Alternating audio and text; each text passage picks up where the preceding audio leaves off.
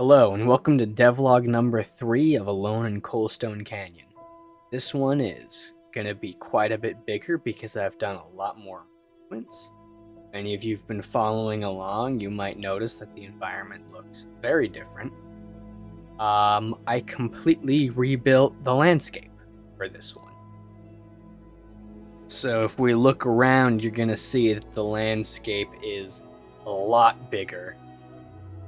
Please don't mind the flashing, that is purely a bug in the editor.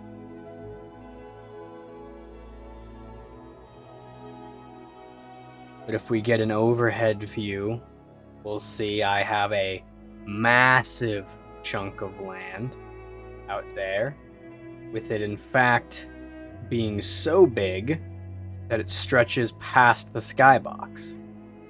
If you look here at the old horizon, it looks quite hideous, and you could tell that it cut off quite randomly near some arbitrary edge. Additionally, you can see a lot more detail in the ground. And you see the foliage blowing with the wind, the very in-depth rocks. Additionally, the lighting is a lot prettier. You can see these god rays and some very, very deep shadows, but since it is the daytime, you can still see it. But also, quite notably, we have a nighttime. Now with this night lighting, I wanted to make it very realistic, but also brutally dark. Here you can see the rays of the moon coming in over the mountain, but since this whole area is in the shade of the mountain, you can't see anything near here, and we'll be relying on the eventual lantern that you get. But through some very heavy use of directional lighting and shadow, you can still see the moon quite beautifully playing on mountains in the background. Now, along with this, you've probably noticed the currently rather intrusive stamina bar. This is chewed through very quickly when running, but I wanted it to be an actual sprint. A lot of games, the run is just a slightly faster walk. This is genuinely an adrenaline-fueled dead sprint for your life. And with that comes fatigue. You can continue sprinting once your stamina is depleted, but it will build up fatigue on your character. And since this takes place over the course of 2 nights, the fatigue will be healed, I guess, when you sleep between nights, but other than that heal you get midway through the game, you will never get that stamina back. Once you've used it all, and will lose the ability to sprint entirely. This will force players to pick and choose very carefully when they want to choose to run, or when they want to choose to hide from a threat, as I wanted to disincentivize any gameplay that just consists of running around, looping, or just simply juking any sort of threats.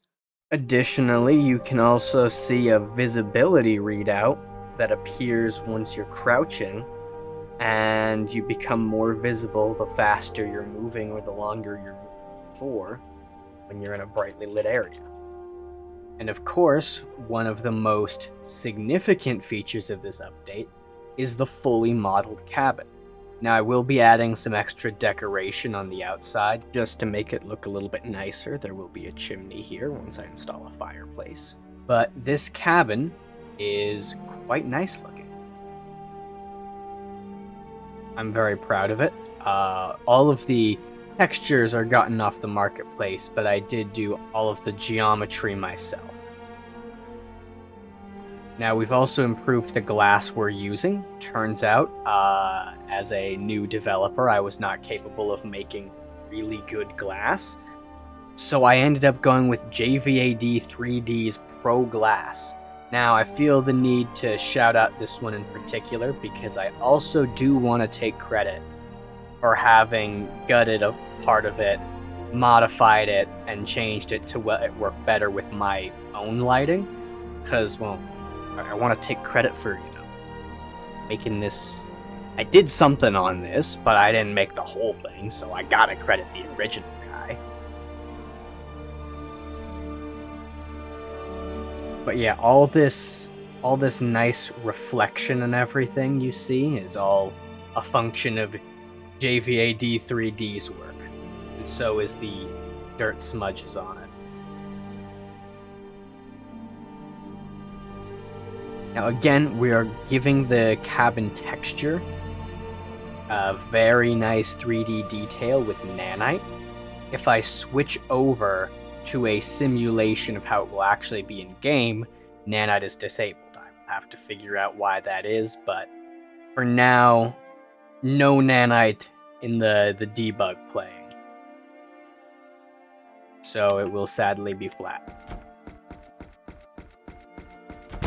There's the door jam minigame, and you will see a nicely scaled interior, as well as a ladder I built. I didn't make the model, I made the code for it though. I really like the way this cabin looks. I think it's really cozy. But the whole environment is looking far more beautiful.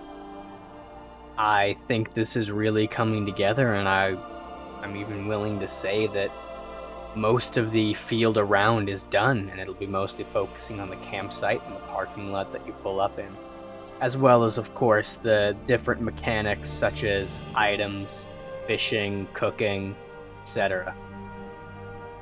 Either way, I've enjoyed some great progress on the project, and I'm looking forward to working more on it. Just let me know what you think about the environment and what things you would like to see in the future.